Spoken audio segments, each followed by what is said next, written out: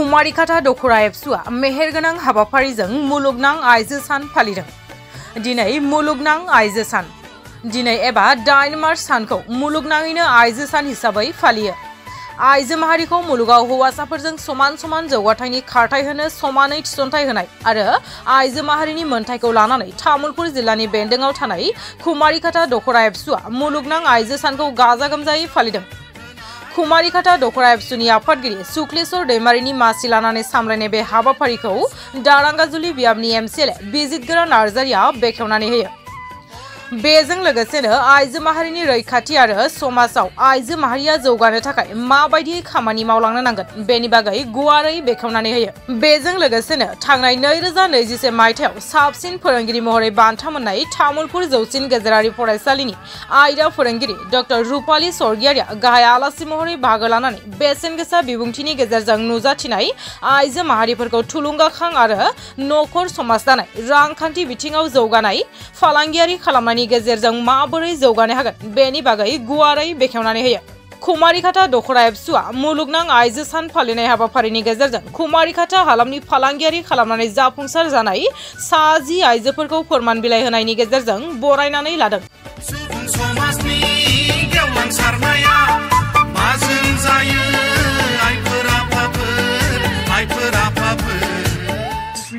मुलुगनां आइजो सान दिनैनि बे समाव कुमारिकाटा दखरा दुलाराय बर' फरायसा आफादा सानसेनि मेहेरगोनां हाबाफारि जोङो खुंफुंबाय।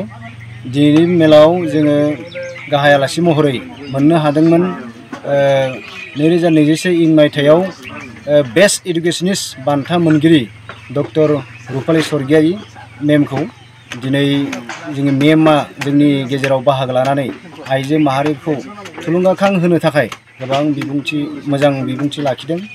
बे बिबुंथिनि गेजेरजों जोंनि आइजो माहारिखौ आं सान्दों जोबोद मोजाङै गावनि नखर सामलायनाय, गथ' गथायखौ फोरोंनाय, समाजाव आइजो माहारिया मा बिफाव लानांगौ बिनि सायाव बाथ्रा बुंनायनि गेजेरजों आइजो माहारिखौ सांग्रां खालामनो हागोन आं बेखौ मिजिंथिदों।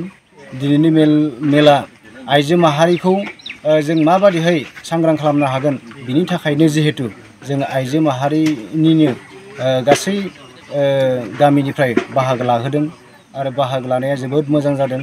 दा बे हिसाबै जोङो दिनैनि बे हाबाफारिखौ जाफुंसार जाबाय होननानै आङो दखरा आफादनिफ्राय कुमारिकाटा दखरा दुलाराय बर' फरायसा आफादनिफ्राय आङो फोरमायबाय।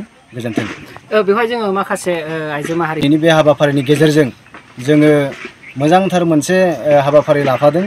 बे हाबाफारिया जाहैबाय जोंनि ओनसोलनि सिङाव थानाय जेरै फालांगि बिथिंजों जेरैबायदि दाउ दाननानै गोबाव बोसोरनिफ्राय गावनि नखरखौ रांखान्थि थासारियाव एसे गसंथा होबोनाय आइजोफोर, बिनिफ्राय गेलेनाय बिथिंजों गोबाव समनिफ्राय नांथाबबाय थानाय आइजो बिथांमोन, लोगोसेनो दानाय लुनाय जि कलकारखाना दङ, नखरारि कलकारखाना, बेखौ सामलायबोबाय थानाय आइजो बिथांमोन, लोगोसे जि फाननानै जि गला होनानै गोबाव बोसोरनिफ्राय नखरखौ नायबोनाय आइजो बिथांमोनखौ ज' खालामनानै दिनै जोङो दखरा आफादनिफ्राय मान बिलाइ गथायदों।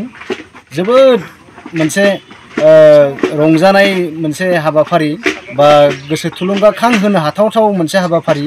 जोङो बे हाबाफारिनि गेजेरजों निस्सय जोंनि फैबाय थानाय समफोराव जोंनि आइजो बिथांमोनखौ फालांगि बिथिंजों आरो दानाय लुनायनि बिथिंजों, गेलेनायनि बिथिंजों सांग्रां खालामबावनो हागोन आरो गोसो थुलुंगाखां होनो हादों होननानै आं मिजिंथिदों।